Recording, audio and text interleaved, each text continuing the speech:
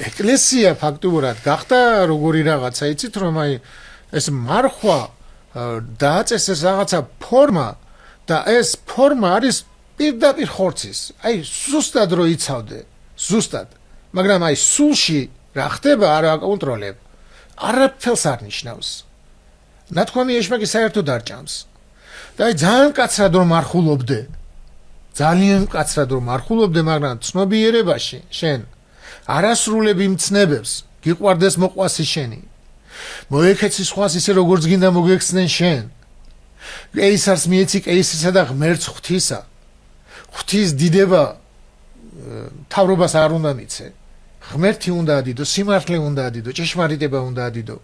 და როცა ჭეშმარიტება ერყვება, სიმართლე ირღვევა, ხალხი იწირება, შენი ერი იწირება, იქ რო დადუნდები, შეუძლებელია რომ ის მარხვა რამედ ჩაგეთვალოს.